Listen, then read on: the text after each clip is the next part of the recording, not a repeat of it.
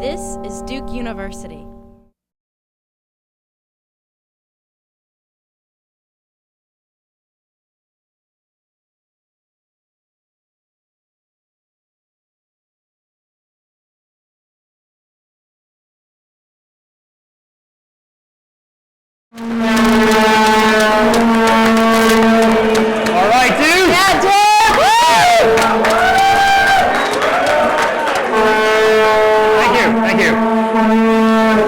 Thank you.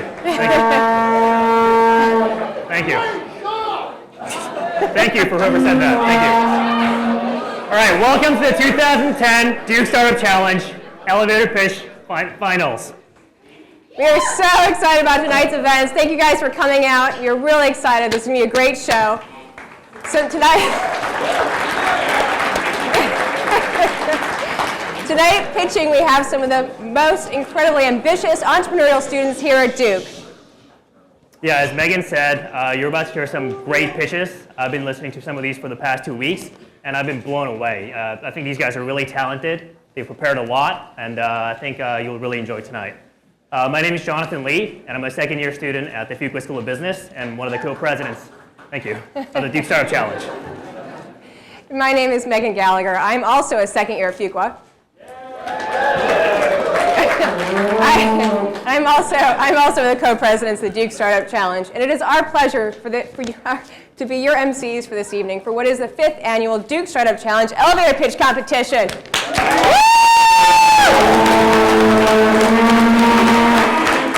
Thank you. Thank you. So, as we start, I just wanted to say a few things about the Duke Startup Challenge, what we do, who we are. We're one of the few cross-campus or campus-wide organizations here, and our job is to put on great shows like this one. And our goal is to promote entrepreneurship at Duke and enable students to build companies here at Duke. And we do that by providing platforms for entrepreneurs at Duke to refine and hone their ideas, and then win meaningful seed capital like the $25,000 that we presented to Wasabi last spring. Not that they're in the room, but not that.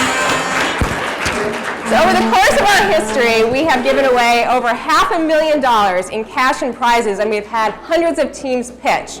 And so tonight, and now John's actually going to go over the process for tonight's evening. Sure. So over the course of past 2 weeks, we had 66 teams pitch their business ideas from all these different schools: Trinity, Pratt, Nicholas, the Law School, Sanford, Medicine, Fuqua, and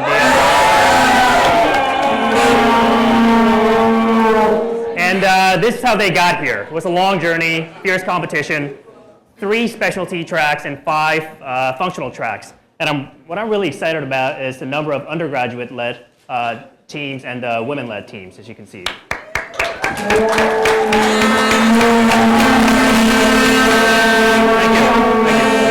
And they got here in 2 ways, either by winning their judge's choice or their audience choice. So at the end of the night, you'll have an opportunity to vote for your favorite team.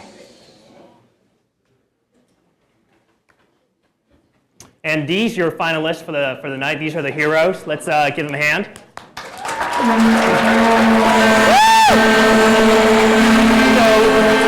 Thank you. Representing IT Media, if you could actually stand up when I call out your team's names, Siren Alerts, Sidewalk, and JobStock. Representing Social Enterprises, Watua, the Rushi. Energy and Environment, High Tower Energy, Carbone. And representing Healthcare and Life Sciences, Cameras Vision, Claire Bolus, Medical Learning Games. And representing Products and Services, Drink Up Devices, Advising. And women-led startups, Dreamplate, Bubble Tea Factory. Undergraduate-led startups, 1, Escapade and Hey Could Ya. Undergraduate-led startup 2, Nooch and Shelf Relief.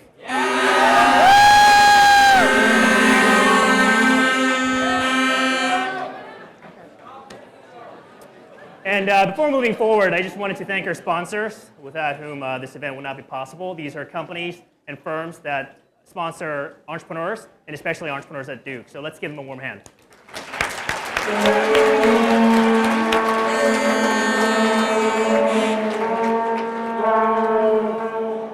All right. Now, I would like to introduce our esteemed panel of judges for the evening. If you guys could just raise your hand when I say your name. Peter Heffring started his first software company in 1996 as co-founder and CEO of Cirrus, which sold 4 years later in 2000 to NCR for $90 million. And then, as if starting one successful company wasn't enough, he's gone on to start a second software company, Expion, earlier this year. Thomas McMurray is an active investor in early-stage technology and healthcare companies. He is currently a venture partner at Aurora Funds and is also the founder and chairman of Marine Ventures Foundation, which seeks to protect critical water habitats all around the Western Hemisphere. Previously, Dr. McMurray spent 10 years as a general partner at Sequoia Capital, one of the best-known and wildly successful venture capital firms in the world. And it's really no surprise that Dr. McMurray has been as successful as he has been, because he did his undergraduate, graduate, and PhD programs all at Duke, and all within 8 years.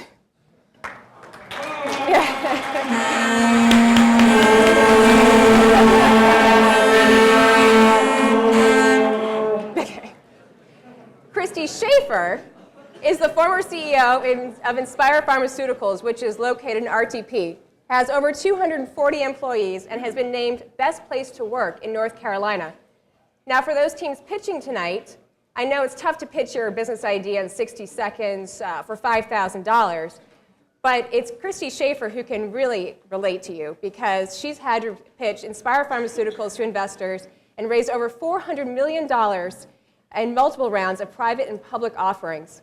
Christy has won numerous awards for her work and dedication, including the 2009 Cystic Fibrosis Breath of Life Award, the Impact 24 Top Entrepreneurs of the Year Award, and Business Leader Magazine's Woman Extraordinaire Award in 2008.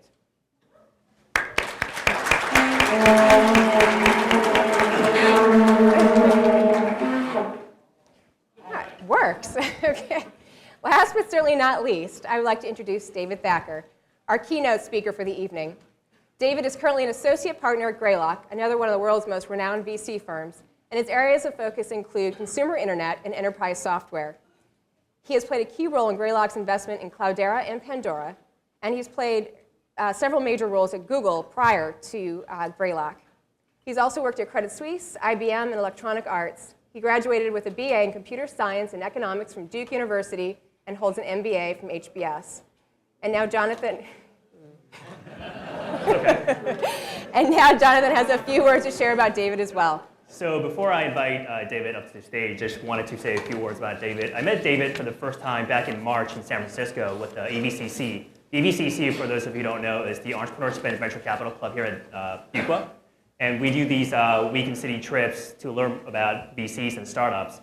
And not only did he take time out of his busy schedule to meet with us, but he made introductions for us to meet with other founders of really great startups. So we were able to have a productive trip out there.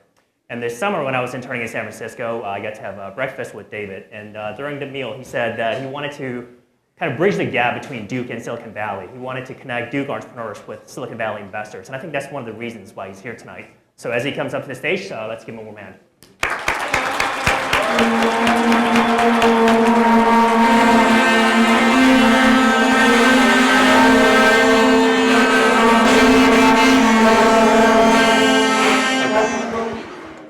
All right, getting back into it. So I've been really amazed by all the great pitches I've heard this week, and tonight are some of the best. So here's how tonight's going to work. Each team is going to have 1 minute to pitch their idea. The judging team will have one question total to ask that team, and the team will have 1 minute to respond to that question. The judges will get to pick one winner, and that winner will win $5,000. You, the audience, also get to pick a winner, and that winner wins $1,500. And the best internet startup will get to win free hosting with A Small Orange, which is a startup run by a Duke sophomore, Doug Hanna.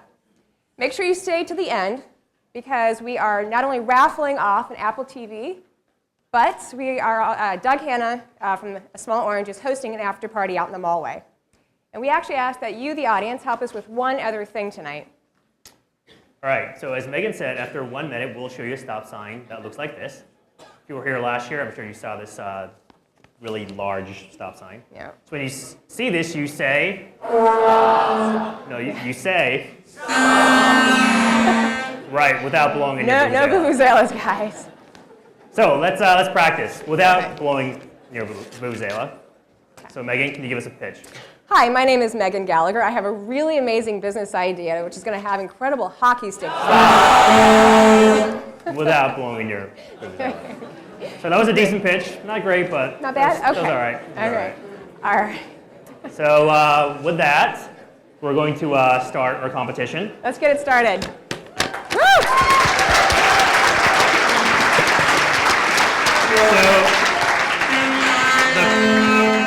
Oh, by the way, when someone's pitching, if you could please not blow in your Yeah, no vuvuzela, vuvuzelas, to respect guys. your friends and people competing. Thank you. The first team up is Siren Alerts. Thank you. Thank you. How's everybody doing tonight? Yeah. All right. Good?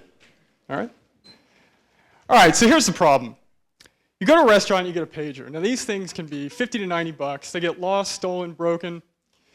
You know, the pagers, the industry is dwindling. We really don't need them, especially when we have cell phones. My solution is Siren Alerts. It's a software/mobile application. It's really simple. The customer checks in with the host sends them a text when it's their turn to be seated.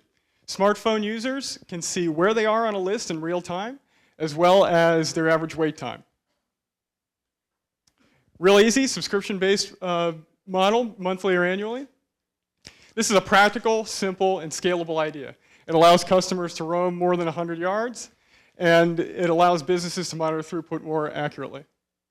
So let's go for an example. Let's say that you want to do war with General So, but he's a little tied up right now.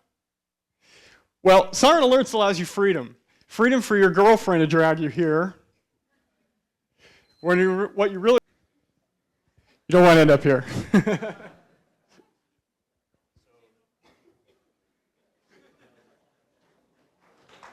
Thank you. I have a question then. Sounds good overall. How much can you get for this? I would think people wouldn't want to pay. How much startup capital? No, I don't think anybody would want to pay for this service. So how are you going to get people to pay? Right. So we would charge the business a subscription-based fee, and then smartphone users and just the general public would be able to use everything. Free download on the mobile app, and they would be able to see. Right. So it would be that data that we would be able to monetize. Okay. All right. Thank you. Thank you.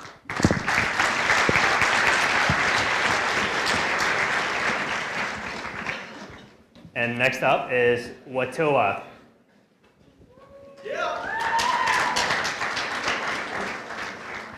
Okay, so women's empowerment through outdoor adventure, WATOA. WATOA would aim to provide women the chance to explore the wilderness and learn about themselves in order to refocus their lives. Our target customers are women aged 30 to 60 who've recently experienced a major life change, such as children going off to college or maybe a divorce, anything like that. So first we would run backpacking and canoeing trips of varying lengths and varying difficulties in order for women to really start experiencing something new and work in a team. And our first trip would be in Western North Carolina in Pisgah National Forest. We'd run it for 5 days. It would include backpacking and rock climbing along parts of the Appalachian Trail. And we believe that there's an open market for this kind of service, with other comparable services being offered by both yoga retreats and life coaching. However, our unique focus on outdoor adventure would provide women the opportunity to network and work with a team of women with similar interests, and also really just form bonds for life. Thanks.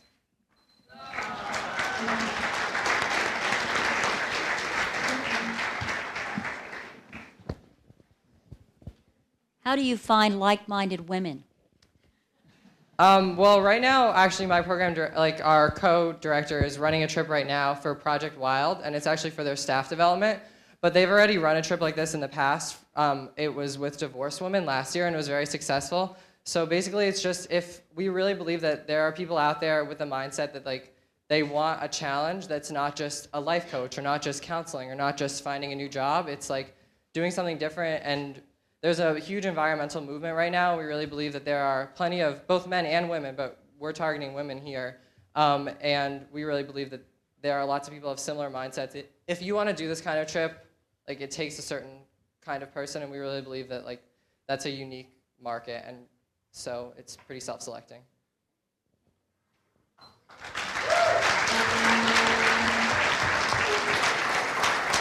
Our third team up is Shelf Relief.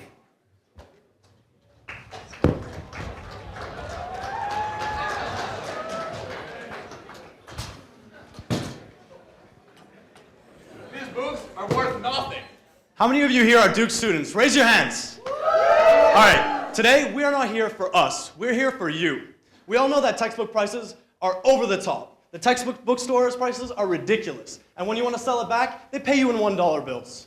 Shelf Relief started when we realized that each university was an individual niche in which students own the textbooks that other students need. So why not connect them?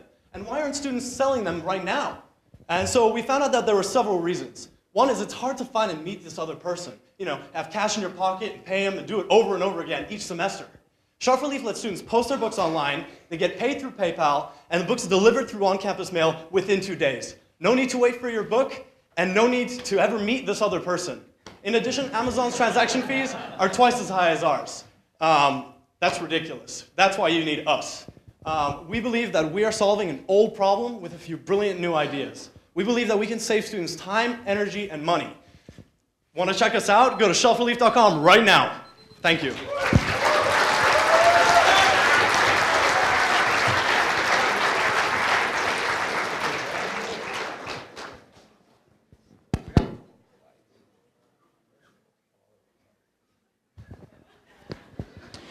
So how do you see yourself competing against Chegg or bookrunner.com? That's a great question. So Chegg, you can get a book for a lot cheaper, say $60 instead of $80 on Amazon, but it's a dead weight loss. As soon as you bought that, you got to return that book and you can't sell it again. Heard of a $20 textbook? Buy it from us for $80 and sell it again for $60. There you go. It's that easy. Thank you.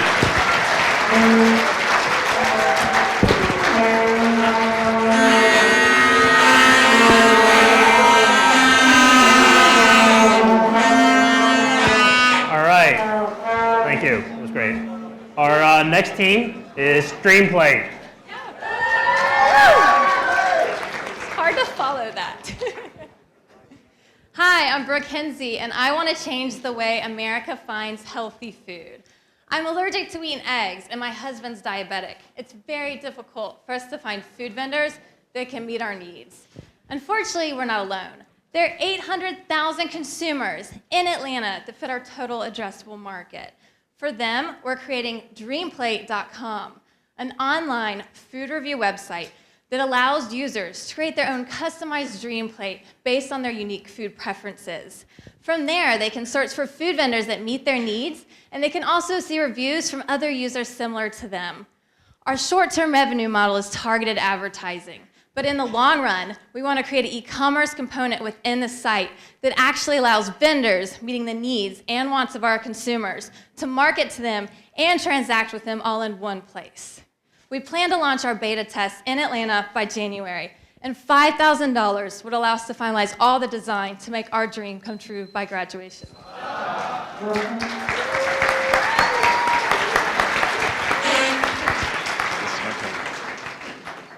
So my question is around scaling. In Atlanta, you build the business. If you go to Birmingham, you build the business again? So our plan, we're all from Atlanta. There's 3 people on the team. My husband, myself are second years here at Fuqua, and our developer is at Georgia Tech in Atlanta as well. So we're using Atlanta because that's a market that we know, and we feel that people really relate to us, that that's where we're from, and we can build that credibility. And then we want to scale. We're actually moving to San Francisco, and that's the next city that we want to scale. But we want to make sure that we do this right before we try to scale too quickly. Especially with these consumers, they need credible information. These are people that have a child with a peanut allergy that could die. So we are trying to make sure that we take a little bit more extra time to get the model right before we scale. Right. Thank you.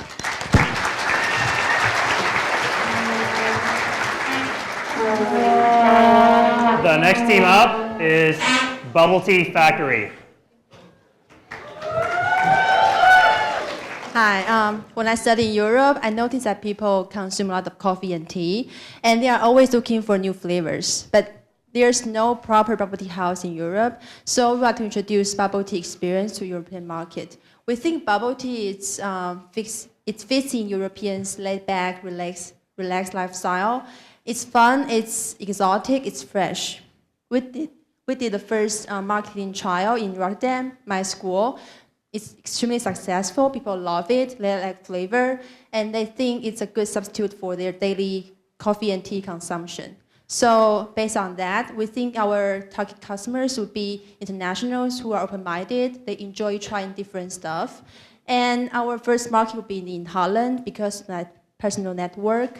And then we will expand to Germany, the UK, and Scandinavian countries because those countries are more open to internationals.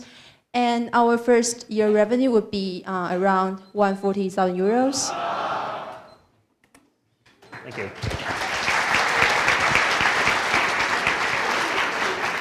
So what is the cost of your bubble tea versus a coffee or high tea in Europe? One cup of coffee in Europe would cost like 2.5 euros, and we'll charge 3 euros for our bubble tea.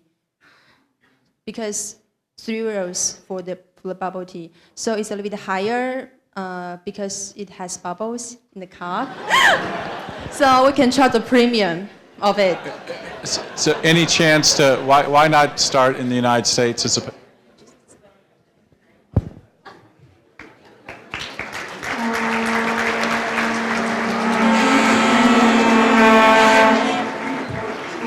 All right.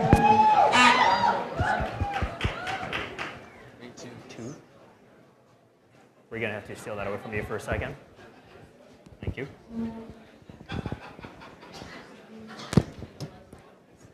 Next up is Sidewalk.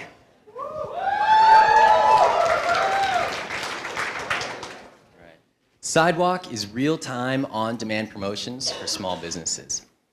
Local merchants tell us one of their biggest challenges is variability in foot traffic due to time of day of the week, or inclement weather. But it's these down times when customers are the most valuable. And our solution gives those businesses control. With tools to create time-sensitive offers, they can push directly to your mobile phones via our app in real time. Additionally, with Pandora-like intelligence, we ensure users only get deals they care about. We have momentum, and we're confident in our ability to execute. We've developed the technology, and we have 100 test users and 15 local businesses signed on. We're partnering with the Duke Chronicle to sell and advertise our product, and we're negotiating a $50,000 investment with them. And now, for our first deal, come tonight, get some great drink specials, free cover with your student ID from Sidewalk for our launch party at Tavern. We hope to see you there. Thanks, everybody. Thank you.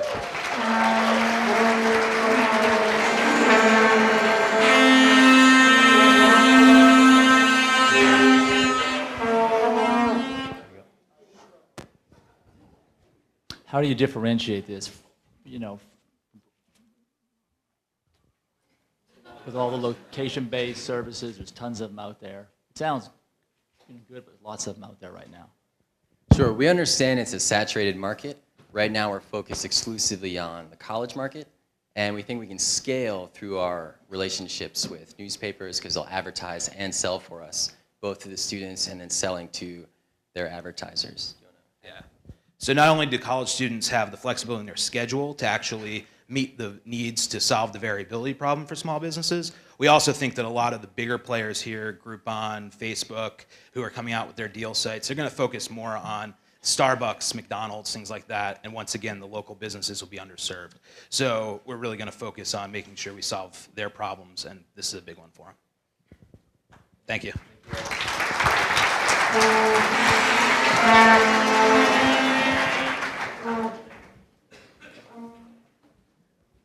Next up is Advising. Hey everyone. Let's jump ahead. Here you go. So last week, after I went to my course advisor for help choosing classes, and I thought, wait, there's a better way to do this. So enter Advising.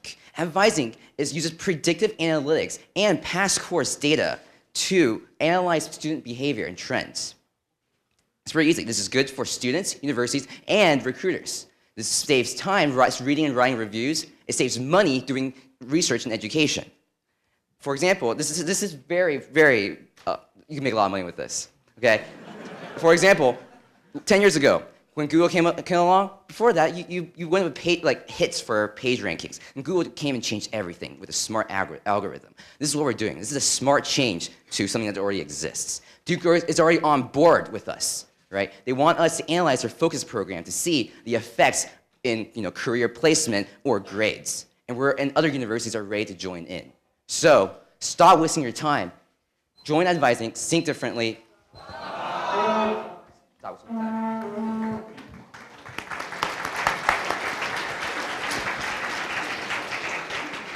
So you said there's a lot of money in this. Can you be more specific? How much will universities actually pay for this? All right, so we're going to go by a kind of per query model where basically if their research requires more processing of the data, it takes more computing time. We can say, okay, for each query we make, and however many times, say $100 for this amount of computing time, right? So obviously we scale based on that because that's our main cost, processing power, right? And we also make money from companies who might want to see, hey, our client or the people we hire, might take these classes that might not matter in a major track. Or consumers, students might log on and be like, okay, I'll sign up for classes. These are targeted advertising, textbooks, everything. So we have 3 sources of revenue: universities, students, and recruiters.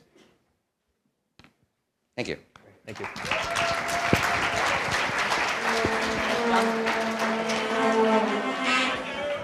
Okay.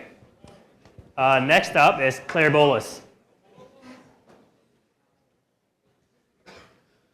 1 in every 5 Americans will develop skin cancer in their lifetime, and more than 1 million Americans will be diagnosed with skin cancer this year. This amounts to a $600 million market for skin cancer treatment.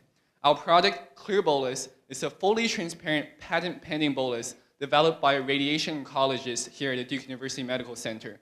A bolus is a slab of gel-like material used in all skin cancer radiation sessions, and it's placed on the surface of a skin lesion to help focus the radiation onto the lesion. All current boluses on the market are either fully opaque or semi-opaque, which results in physician errors. In fact, every year about 60,000 errors are made during radiation therapy, most of which are caused by the inability to see the lesion through the bolus because it's opaque. Clear Bolus solves this problem by being the first bolus that is completely transparent. Unlike its competitors, Clear Bolus is made from safe and simple, FDA-approved materials and increases the accuracy, the efficiency, and the overall effectiveness of radiation therapy.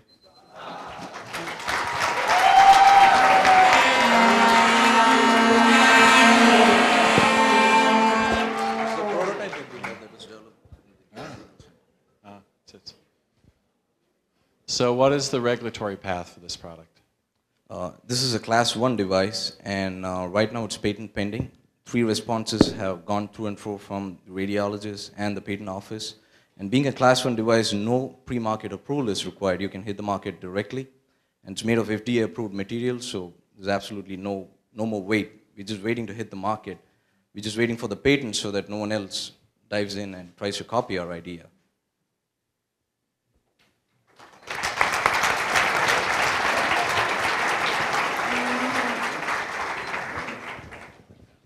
Thank you. Next up is the Rushi.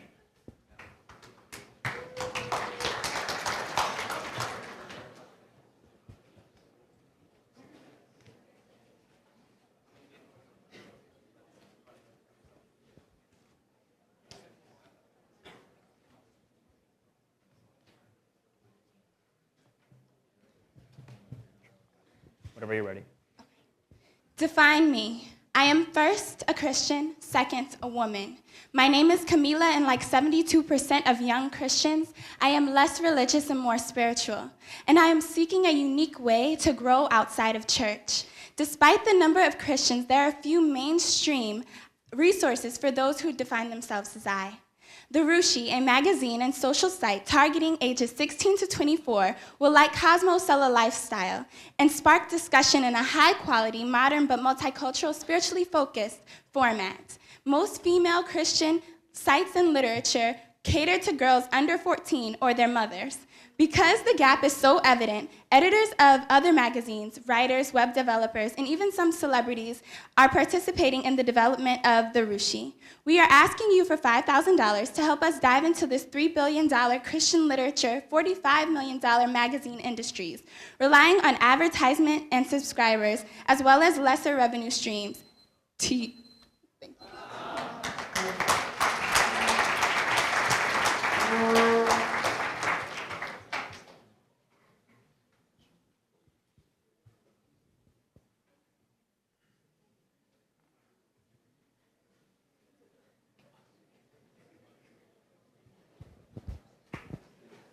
So how big do you think the addressable market is for this in terms of number of people? And then what do you see as the big, competitors in this space?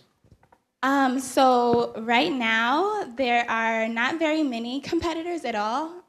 If any, I haven't been able to find very many. There are resources for those who, there aren't any female-focused magazines. There's a magazine called Relevant, and there's another magazine, I don't remember the name right now, but they both focus on males and females and are not multicultural. The Christian community is actually very divided, and so this is a way to bridge the two. So actually it's all, I guess, 16 to 24-year-old women that are Christians. Great, thank you.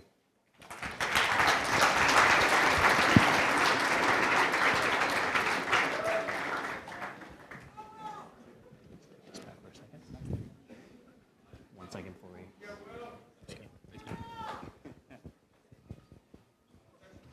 When you're done, if you could give the mic to one of them.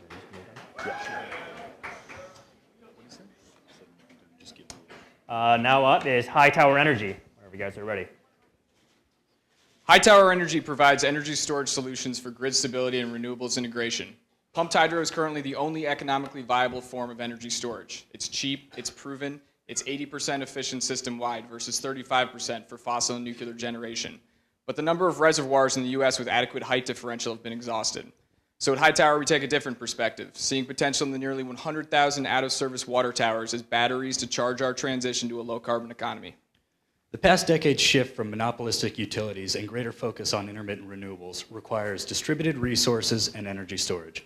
The great thing about water towers is that they're located in population centers, which is also where the highest price of electricity is. This allows High Tower to take advantage of nodal and time-of-day price spreads while virtually eliminating our transmission losses. These capabilities are perfectly suited for the $1 billion a year ancillary services market. High Tower offers a cheap, safe, and proven energy storage solution for the needs of today and tomorrow.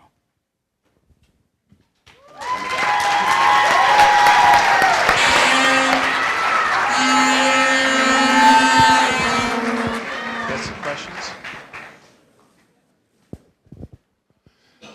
What are the regulatory issues around this? And who has to give approval for you guys to do this on a by-location basis?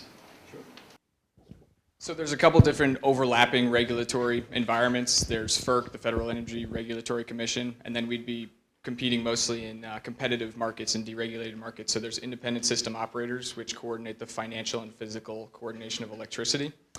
So we'd work with them, but they're pretty turnkey solutions, and they have standard generator interconnection agreements and contracts. Yeah, and the great thing is that we're bidding into deregulated markets. So if we can come in at the lowest cost and prove our technical capabilities, which shouldn't be an issue, as Matt said, it's pretty standard, then they will have to take our electricity when we decide to bid. So we really can control when we want to bid, which is when the price will be the highest.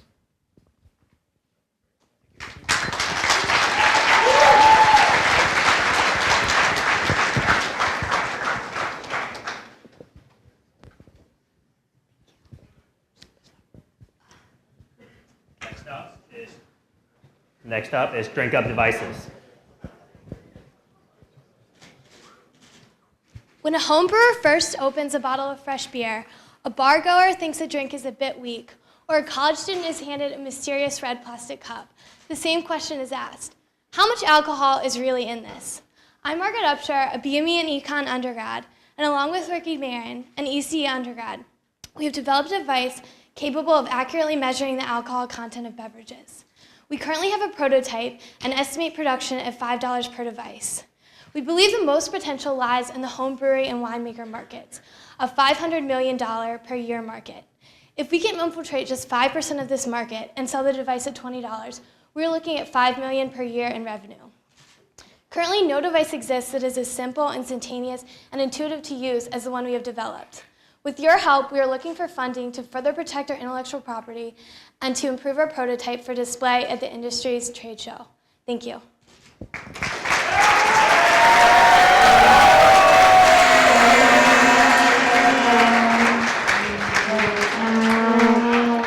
So under your best case scenario, how quickly could you get this on the market?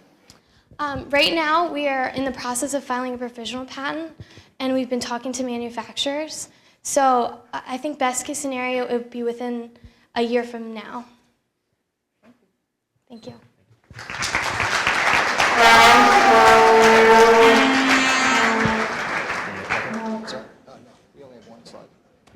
Next up is job stock.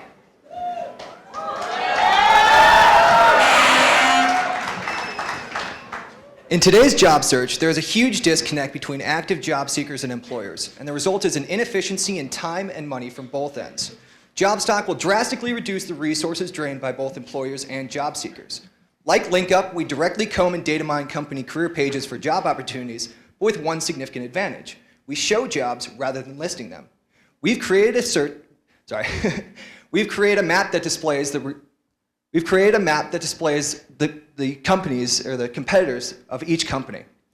Simply by looking at the map, job hunters will know how many jobs are at each company and direct their online application efforts in the most efficient, sensible way possible. With the online recruitment industry at $16 billion and 25% comprised of advertising, offering inexpensive initial ad space will create buzz around our product. We currently require seed funding of $100,000. This enables us to complete our web development, build IP, and move forward with our marketing strategy. Help JobStock unburden the unemployed, underemployed, and unsatisfied job seekers stuck in today's online job search. Thank you. I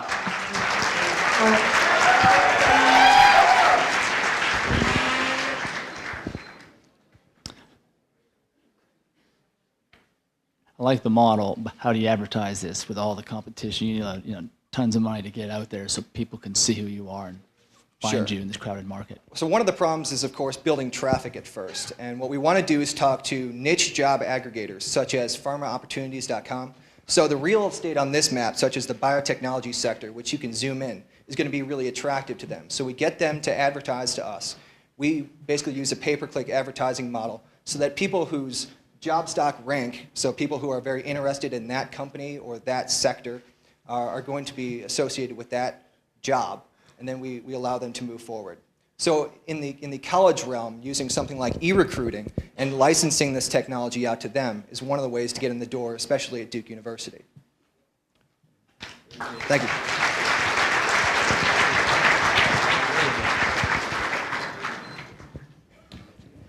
And next up is Carbone.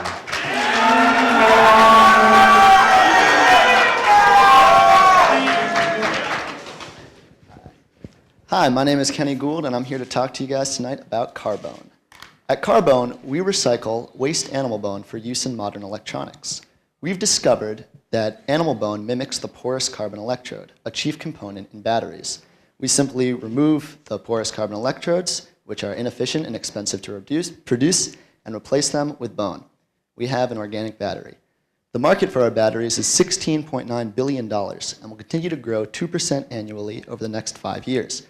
We offer firms in this market the ability to license our technology to produce carbon electrodes more efficiently, more sustainably, and more competitively. Our team, consisting of myself, advisor Larry Boyd, a fifth-year PhD research chemist, and my partner, are currently poised to take Carbone to the next level with a $100,000 investment for an IP. Thank you.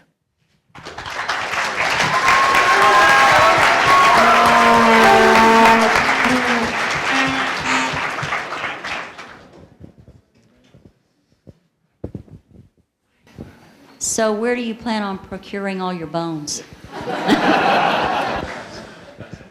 Sure. Most of the bone that is used today ends up in landfills. The only current uses for bone are in the fertilizer industry and in ceramics, I believe. So of the 350 billion pounds of food produced in America each year, 96 billion pounds ends up in landfills, and a lot of this is bone. So we plan on, knocking on the door of some slaughterhouses and backing the truck up and bring it.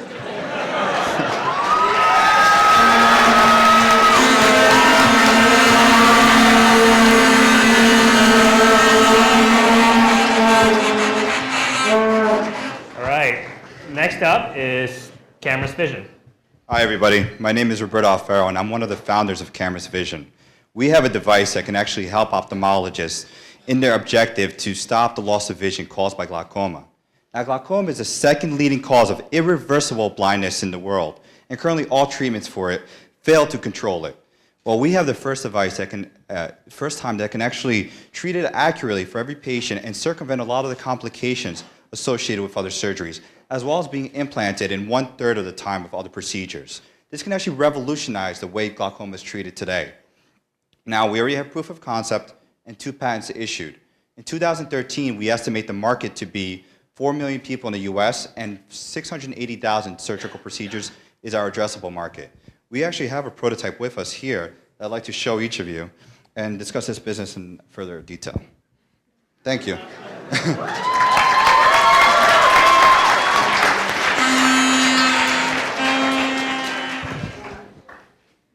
You can open up the case, that's okay.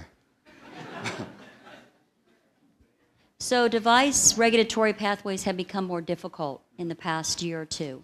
So what do you feel like your challenges will be from an approval perspective? Well, right now we actually are looking at a number of predicate devices that we can base our 510K application on. And we think we have a strong chance based on discussions with regulatory experts.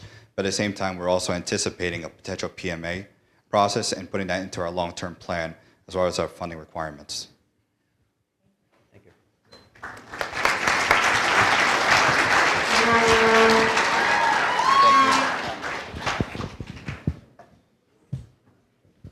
Oh, I need the other mic. Thank you.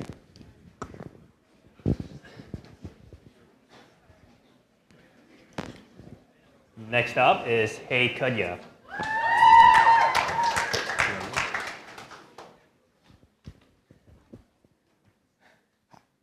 Hey Kudya is an online marketplace where students can post desired favors and be connected with those who will do them.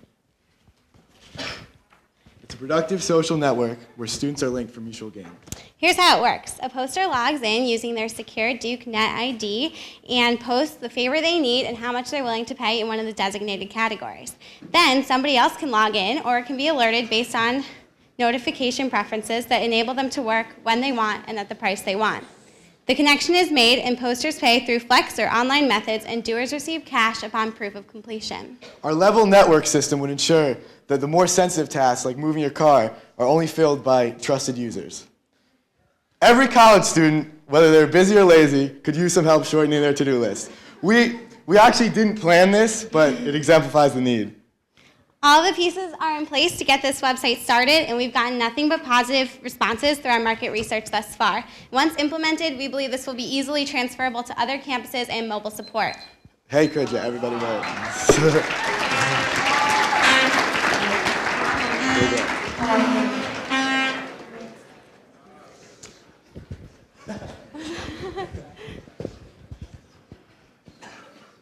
So how do you guys make money?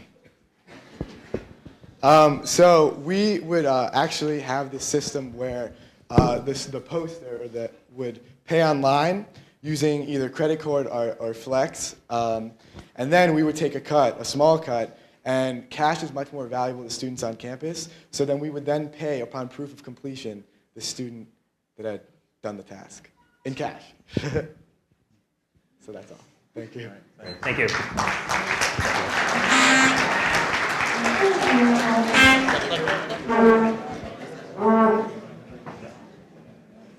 Next up is medical learning games.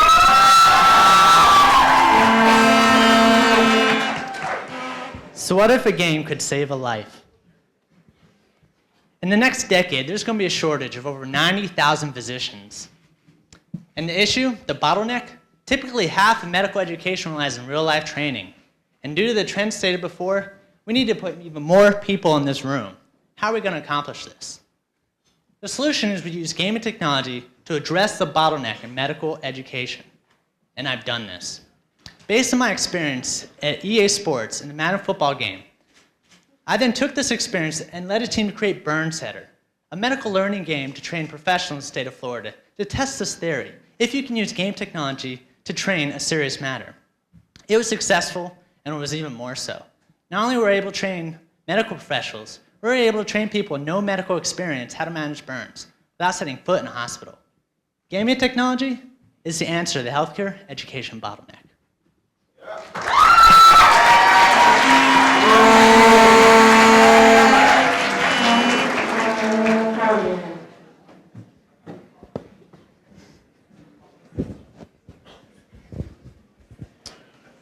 So are these games accredited? I mean, do the people playing the games, do they earn some sort of credit in terms of their training for this type of work?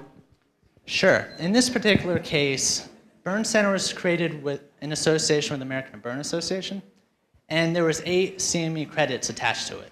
So it was accredited with a continuing medical education. Thank you.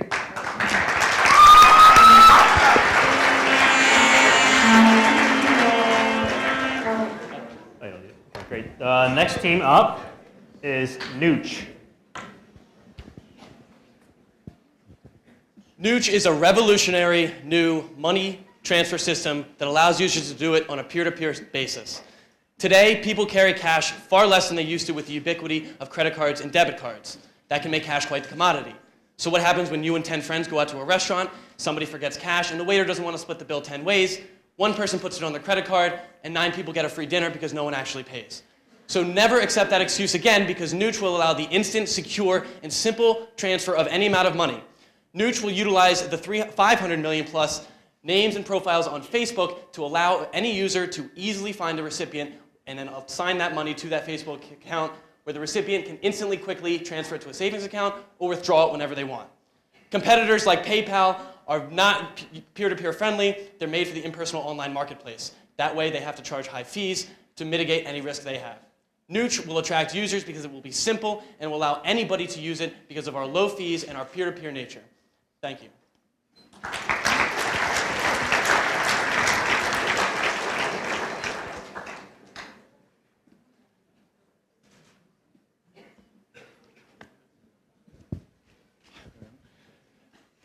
Quick question. So with most payment systems, there's a fair amount of fraud. So how do you intend to prevent the fraud? That's the beauty of our system is, since it would be, PayPal has to charge up to a 5% surcharge to mitigate the risk of one person not holding up their end of the bargain.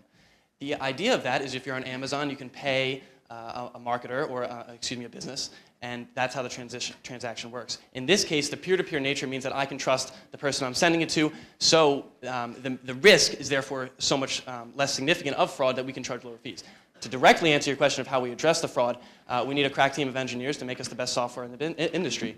And so that's why we're here. We're here to get funding, and we're here to recruit engineers, people to make the website, we're going to need smartphone applications, and that would be the next step.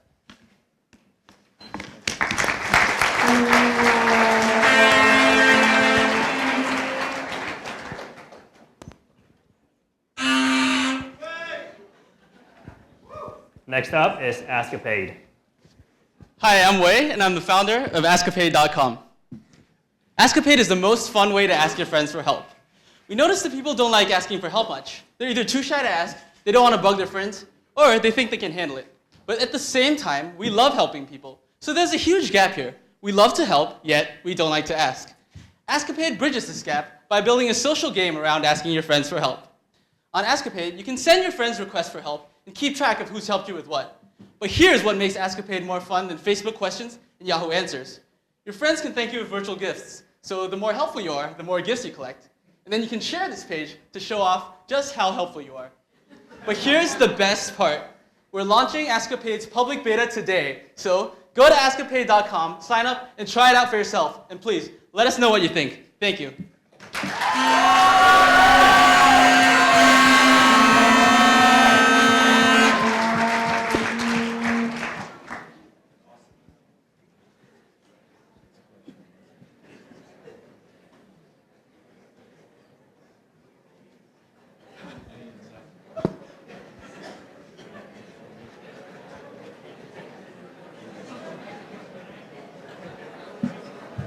Yeah, we're just wondering here if it should be an app on Facebook. Why not just make it an app on Facebook and make it standalone so you can use all the people already out there? So the reason why we didn't start with an app on Facebook is because we want it to be bootstrappable. So if you sign up, you can send emails to your friends and keep track of those replies. But that being said, we're putting a lot of integration with Facebook. Right now, you can go to the main site and you can log in on Facebook just so we have that viral factor. But at the same time, we want to be able to bootstrap so that we don't need like 20,000 users before we're actually any fun to anyone. Yeah. Thank you.